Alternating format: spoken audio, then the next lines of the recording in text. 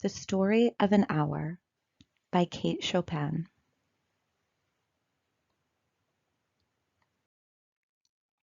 Knowing that Mrs. Mallard was afflicted with a heart trouble, great care was taken to break to her as gently as possible the news of her husband's death. It was her sister, Josephine, who told her, in broken sentences, veiled hints that revealed and half concealing. Her husband's friend Richards was there, too, near her. It was he who had been in the newspaper office when intelligence of the railroad disaster was received, with Brentley Mallard's name leading the list of killed.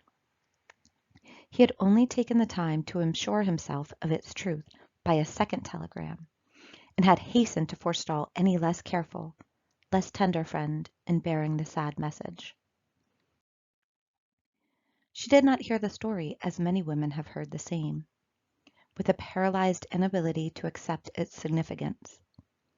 She wept at once, with sudden, wild abandonment, in her sister's arms.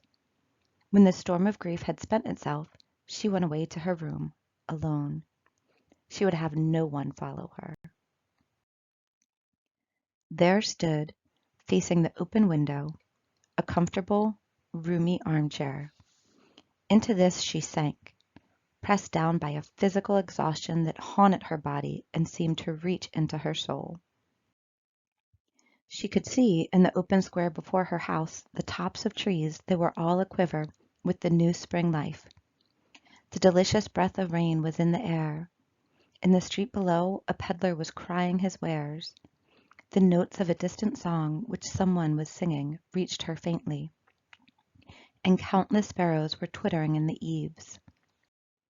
There were patches of blue sky showing here and there through the clouds that had met and piled one above the other in the west facing her window. She sat with her head thrown back upon the cushion of the chair, quite motionless, except when a sob came up into her throat and shook her, as a child who has cried itself to sleep continues to sob in its dreams. She was young, with a fair, calm face, whose lines bespoke repression and even a certain strength. But now there was a dull stare in her eyes, whose gaze was fixed away off yonder on one of those patches of blue sky. It was not a glance of reflection, but rather indicated a suspension of intelligent thought. There was something coming to her, and she was waiting for it, fearfully. What was it? She did not know. It was too subtle and elusive to name. But she felt it, creeping out of the sky, reaching toward her through the sounds, the scents, the color that filled the air. Now her bosom rose and fell tumultuously. She was beginning to recognize this thing that was approaching to possess her, and she was striving to beat it back with her will, as powerless as her two white slender hands would have been. When she abandoned herself, a little whispered word escaped her slightly parted lips. She said it over and over, under her breath. Free, free, free. The vacant stare and the look of terror that had followed it went from her eyes. They stayed keen and bright. Her pulses beat fast, and the coursing blood warmed and relaxed every inch of her body. She did not stop to ask if it were or were not a monstrous joy that held her. A clear and exalted perception enabled her to dismiss the suggestion as trivial.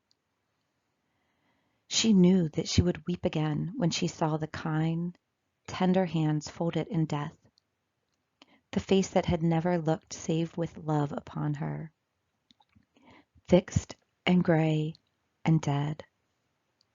But she saw beyond that bitter moment a long procession of years to come that would belong to her absolutely, and she opened and spread her arms out to them in welcome. There would be no one to live for during those coming years. She would live for herself. There would be no powerful will bending hers in that blind persistence with which men and women believe they have a right to impose a private will upon a fellow creature.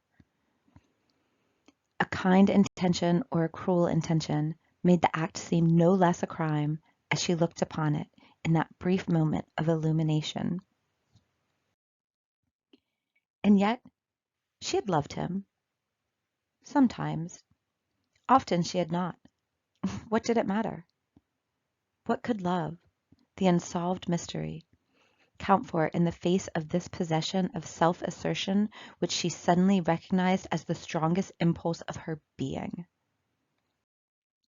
Free, body and soul free, she kept whispering. Josephine was kneeling before the closed door with her lips to the keyhole, imploring for admission. Louise, open the door. I beg, open the door. You will make yourself ill. What are you doing? Louise, for heaven's sake, open the door. Go away. I am not making myself ill. No, she was drinking in a very elixir of life through that open window. Her fancy was running riot along those days ahead of her. Spring days and summer days and all sorts of days that would be her own. She breathed a quick prayer that life might be long. It was only yesterday she had thought with a shudder that life might be long. She arose at length and opened the door to her sister's importunities. There was a feverish triumph in her eyes, and she carried herself, unwittingly, like a goddess of victory. She clasped her sister's waist, and together they descended the stairs. Richard stood waiting for them at the bottom. Someone was opening the front door with a latchkey. It was Brentley Mallard who entered, a little travel-stained, composedly carrying his gripsack and umbrella. He had been far from the scene of the accident, and did not even know there had been one. He stood amazed at Josephine's piercing cry, at Richard's quick motion to screen him from the view of his wife. When the doctors came, they said she had died of heart disease, of the joy that kills.